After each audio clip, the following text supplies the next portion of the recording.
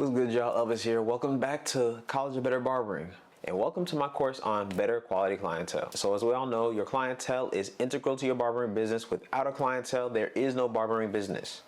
But through different stages of building your business, you're going to acquire different kinds of clientele. A lot of times the clientele you start off with tends not to fit you or your business going into other seasons. And I don't mean to demean clientele that don't fit into your business anymore as lower quality, but what I consider higher quality clients are clients that fit into your business as it is now, but ideally fit into the business within the direction it's growing as well. So as you're going through different stages of your business, your clientele should ideally change as you change. But first things first, you've probably heard me say it a lot by now. There's a difference between your clients and your customers. Customers are people that just want your good service. Clients are people that build a relationship with you that transcends the transaction. So somebody can value your service enough to pay for it, but what makes somebody a client versus a customer is their relationship with you. And a lot of times that's a lot more than just providing a haircut service. Another thing that I think is important to understand the difference of is the difference between advertising and attracting. Advertising is what companies do to appeal to whoever can possibly see their product. They're kind of just shooting in the dark. A good advertisement has a broad demographic. And when it comes to advertisements, on average, it takes about 7 times for someone to be exposed to an advertisement for them before they're actually ready to make a transaction or whatnot. But realistically, I think that's not a great way to market your services as a barber. It's great when you're first starting because you need to get people within your ecosystem. But after you have an established clientele, that's just gonna attract more customers rather than clients. I believe the best way to get clients is to attract them. And the difference between attracting and advertising is more shooting in the dark, trying to appeal to anybody that was within your, let's say, range of your perception of value of your service. But attracting is a lot more targeted. Attracting is more about understanding a target demographic and appealing to that target demographic, putting out your little feelers, letting them know you're here, and then they'll come and find you. It's not hawking people down and saying, hey, check out my service, or even like, let's say, trying to push your content or advertisement directly in their face. And when you're attracting clients versus, let's say, advertising to customers and clients, there's a lot higher chance of converting them to clients. When you have established clientele, you already have an idea of their demographic. And it's a lot easier to target what those kind of people value than it is to try to appeal to everybody. If you're trying to get just anybody, you will get either just anybody or you won't get anybody. I would consider the most important thing about building a better clientele is understanding who you actually want flowing into your business. I like to compare your clientele to a pool of clientele. So basically, you have I'm gonna draw a pool. There's the deep end, and then there's a shallow end. On the shallow end, those are gonna be more of your customers, but they're all within the pool. These are all people that want your good service. The shallow end are people that just value your haircut enough to get a service, but it's not that deep to them. You feel me? They're not that invested in you. Customers, come on.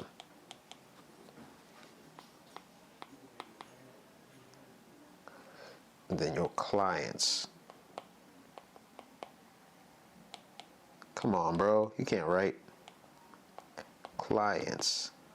So the deeper in the pool they are, the more that they are invested within your service, your business, the more that they are invested in you. You might have heard of the Pareto principle. It basically says that 80% of your business is going to come from 20% of your clients or people that want your good service. So according to the Pareto principle, about 80% of your business is going to come from 20% of the people that sit in your chair. Let's say this is the 20%. Those are your real clients. And then the 80% are people that just are kind of passing through your business. You're really going to want to focus on the 20% because those are going to bring people that are just like them. Another thing that's really important to understand is the qualities that actually go into making somebody your client versus a customer. The 3 criteria that are going to keep people within your business, whether they're a customer or a client, are convenience. Convenience has to do with, let's say, time, scheduling, like if y'all schedules are compatible, as well as location.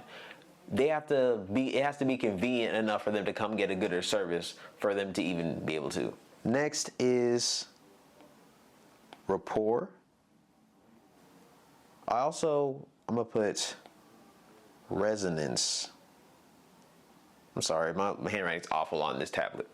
But rapport and resonance, that's really them, like the chemistry they have with you. That has to do with your conversation, your vibe, how compatible they are with you on a personal level, how personable you are as a barber or a stylist or whatnot. And last is perception of value. So messy. But perception of value is all about how much they value the service or the interaction they have with you. I don't want to just get into drawing a bunch of stuff on here, but I have something I call the pyramid or the hierarchy of resources. At the top is energy, then it's time, and then it's money. Depending on how much of each resource this person has or how much they value it, that's going to determine whether they're within your perception of value. If they're a person that values their money more than their time, then they're going to try to reserve as much money as possible. They're going to be the kind of person that doesn't mind a long haircut, but wants to spend the least amount possible to get what they want. If they're at a point where they care more about their energy than their time and their money, those are going to be the kind of people that are going to tend to pay you more for debatably less work. They value the energy that's being exchanged within this service, the energy that you're putting into the actual service, but then also the energy you're putting into them. So when it comes to the three criteria, convenience, rapport, and perception of value, to be a customer, one must have at least 2 out of those 3 to even do business with you. If it's not convenient to come get a haircut, but they like you, but they don't have a perception of value of your service, they're just gonna like you, but they're not gonna come get a service. If you're very convenient, but they don't like you, or they don't value your service, they're not gonna come get a service. If they understand the value that you provide, but they don't like you and you're not convenient, they're not gonna come. So a customer only needs 2 of those criteria. A client needs 3. Has to be convenient for them to actually come get a service, or convenient enough. They have to like you for real to even establish a real relationship, to feel connected to you, as well as they have to actually perceive the value of the service that you are providing. 2 out of 3 equals customers. 3 out of 3 equals clients. Not gonna front, this got kind of a little messy. Oh, I didn't even draw water. But that's the analogy. Once you have an understanding of what goes into somebody actually being your client, as well as who your established clients are, it's important to understand how to acquire new clients. And because barbering is a game of relationships, there is damn near infinite ways to go about actually acquiring clients. But what I think is the most effective, or at least the simplest way, is to understand your specific aptitudes as far as acquiring clients. And what I consider the most authentic, as well as the most effective way to get new clients, relates to how you usually shoot your shot. How you shoot your shot at potential love interests is the best indicator for what your natural aptitude for acquiring clients is. If you're a heterosexual man, how you get clients is going to be very similar to how you get women. According to my aptitude and how I'm wired, the most authentic way for me to get clients is using, let's say, social proof and recommendations. It's what I consider the simplest and the most passive way of getting clients. I don't advertise my haircuts for real. When I'm out at functions and I'm talking to people, I very rarely mention that I'm a barber. If it comes up in conversation, sure, I might just mention it, but I tend not to like bringing that up in person with people, because people tend to bullshit with you. Like, if people find out you're a barber, they're like, oh, like, I want to try you out, da da da da, and this and that. And I don't care for that, because there's people that really want to be involved in my business will just involve themselves in my business. I don't have to sit here and talk somebody into it or have that much of a conversation about it if they share my perception of value of what I bring. Like, my approach to attracting women tends to be just, I sit back and kind of let them come to me. You know what I'm saying? Like, for me to have to sell somebody on a service makes me very, very uncomfortable. I'd much rather show my value, and then the people that perceive that value will just come over to me. But if you were to describe this in masculine or feminine terms, I attract women or attract clients in a more feminine way. I'm very receptive. They just come to me rather than me being more masculine and assertive and saying, hey, I can do this service for you. Hey, I'm so-and-so, I'm a barber, da da da da. So what I've seen to be the best way for me to attract clients is to figure out a target demographic. A target demographic of people that really resonate with me. And that tends to be really, I have strong rapport with very STEM, engineer-minded people, but also very artistic people. I tend to know what those kind of people value within a human interaction, as well as a service. So I just put myself in communities and ecosystems that have those kind of people. For example, I have a strong presence within the artist community in my area. So being around, just being friends with a bunch of artists and just going to events and not even introducing myself to people, word of mouth gets around that, oh, he's a barber. And then people find my social media and then check me out. If you want to get a service, they go ahead and do it. If they book, they come in, we build rapport, and then they go and then share word of mouth with similar minded people. So it's very passive on my end. It's very rare that I even have to sell somebody on a service. I'm just doing what I do, like broadcasting it in my real introverted way, and then similar-minded people are doing the legwork as far as spreading my business. Another more stereotypically masculine way of getting clients has to do with, let's say, cold approaching. Just kind of walking up on somebody saying, oh, hey, I'm a barber. Here, check out my work. Here's a business card, blah, blah, blah, blah. It's kind of like sliding the girl DMs or just finding a girl on the street. I personally don't resonate with that way of going about getting clientele, but there's ways to do it well. And most of it has to do with being able to read people better. It's all about understanding the kind of people that would be receptive to your service at whatever value. Depending on who you are, that's something you're gonna have to learn specifically for the people that fit into your target demographic. But because I have a good sense for the people that are similar to me and people that like the same things, it's very easy for me to walk into a room and be like, oh, they'd be my client, they'd be my client, they'd be my client. Or let's say customer rather, because I don't know what their perception of value is, but I already know energetically who I would have resonance with, as well as if they're already in my area, there's a certain level of convenience for them to come get a service. So I can usually pick out customers and with a conversation for sure pick out who would be my clients if I was just to walk in a room. But when you're cold approaching clients, or let's say cold DMing clients, what I think is the most effective way to, let's say, market your service is not to sell directly.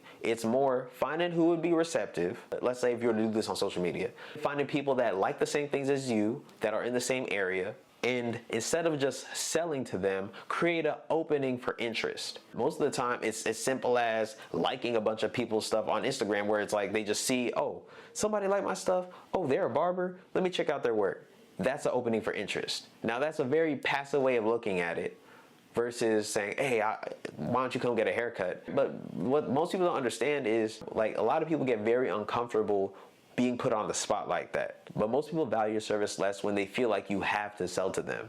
Like anybody who's being needy or thirsty, it makes you want whatever they're offering less. It's always good to show interest that you want people within your business, because otherwise some people feel a little more standoffish, like, oh, he think he's too good for me type shit. But you don't want to lay it on too thick, because too much enthusiasm or too much interest is very off-putting. And you might be able to get some customers because they value your service or your skill or whatnot. They value at least one or two of those criteria. But in my experience, cold approaching and really pursuing customers and clients doesn't lead to strong client retention, people that really are invested within you and your business over a long period of time. But speaking of client retention, I think is the single most important thing when it comes to building your clientele within your business, because client retention is the main component that pushes up your demand. If you have a bunch of one-time customers, or even let's say just one-time clients, because in my eyes, a lot of client relationships don't end just because they stop getting a haircut. A real authentic connection with a client transcends the haircut. So this is somebody you actually have a bond or a connection to. So somebody who I would really consider a high quality client is somebody who is still a resource even if they're not in your business. They're not just somebody you say hi to, they're somebody who is actually invested in your best interest. It's an authentic connection that you made that transcends the transaction. Most of my career, I've cut mainly college students. A lot of people grow up and get shipped off somewhere and they're doing, grown-up stuff. And so it's no longer convenient for them to come get a haircut anymore, but they still check up on me. We still have a good rapport. If they need a recommendation for a barber, I send it to them, because it's not about the transaction. It's about the connection. If I hear about a business opportunity that makes sense for them, I'm gonna send it to them. If they have a business opportunity for me that makes sense, they're gonna send it to me. We're investing in each other's benefit, and I just happen to cut their hair from a point in time. Those kind of people, when they recommend other clients and customers to you, there's a much higher chance of you retaining them, because more often than not, they're similar people. So if you're damn near friends with a bunch of your clients, the people that they recommend to you more than likely would be your friend, and more than likely will be your client. The important thing to understand about client retention is that the majority of your clients will be somewhat of a reflection of you. When I was at North Carolina A&T, most of my clients were on my level as far as they were in college, or maybe they were engineer-minded people, or they were artists, or there was something that we had in common that was reflected. That's why they resonated with me so hard, and that's why they vouched for me to damn near every one of their friends. And as barbers try to grow their clientele and get, better quality clients, they're trying to appeal to clients, let's say, that make more money or have a higher wealth consciousness than they do. And that's a little bit problematic, because you will only retain clients on your level. If you want to get paid more for your service and you're trying to appeal to people that make more money, let's say that are doctors, lawyers, millionaires, you might be able to get them to come in and get a service, but you won't retain clients that don't actually relate to you. If they're a really high earning person, more often than not, they have a different relationship with time, or they have a higher value of their time and their energy. If you're the kind of person that's more pressed about the money you're making than the time and energy you're spending, more often than not, you won't retain them as a client, because you're prioritizing getting money from the transaction and they're prioritizing the energetic exchange. I realized as I grew my money consciousness, the clients that didn't have the same money consciousness tend to fall away. But the people that had a similar or greater consciousness tend to be more attracted to me. So that brings us to actually upgrading your clientele. Like I said, you only really retain clients on your level. And so the number one important thing about upgrading your clientele is you have to upgrade yourself. It's all about self-improvement. Barbering is barely about haircuts. It's all about relationships. And you really have to think about the relationship that you would have with potential clients. When you're brainstorming on how to upgrade your clientele, it's important to audit the ideal qualities you would want in a client. When I was at A&T and I was cutting on campus, I was dealing with a lot of people that are wasting my time, a lot of people that wanted discounts on haircuts. I was dealing with a lot of people that didn't even wash their hair, that didn't take care of their hair to a point where they weren't a good representation of my work. If one of them told so-and-so that, oh, Elvis cut my hair, it wasn't a good look because this person didn't take care of their hair. Early stage, when I decided to upgrade my clientele, I had to realize, well, okay, I only want clients that have this perception of time. And I want clients that perceive a value of the service that I'm doing to this level, and that are going to be this kind of representation of my work. So I installed policies that discourage the behavior I didn't want. I put in late fees. I cut out people that really irritated me because they completely play with my boundaries. So I really focused on improving myself in every relevant way. I prioritized growing my wealth consciousness. I prioritized bettering my health. I prioritized becoming more authentic, growing spiritually. Those were all things that first weeded out all the people that were not on that wave. They felt uncomfortable being around me. The more authentic you are, the more uncomfortable inauthentic people become around you. As well as the more money you make, the more you make energy investments into growing different aspects of yourself. People that are not willing to make those kind of investments within themselves are going to feel weird being around you.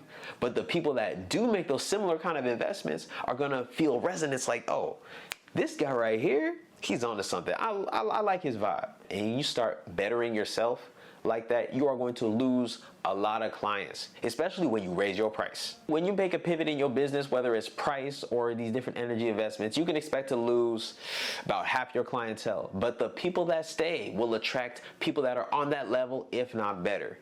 So you will be in a better position than you were previously. Anytime you implement new policies to affect the quality of your clientele, you have effectively started a new business. You can expect, I would say, minimum half of your clients to leave. So this is not something to incorporate until you have a solid clientele, or say a sustainable clientele that can withstand the dip, the drop off. Assuming you're structuring your business to grow for yourself and you're not slacking as far as your marketing and process of acquiring new clients, the clients that are leaving should make room for new incoming clients, more than likely you have never met. Like, understand, it's rare that you even have an understanding for how good your clientele could be in the future. Let's say your top 10 clients in your head right now. Realistically, you could create a whole clientele based off of that blueprint.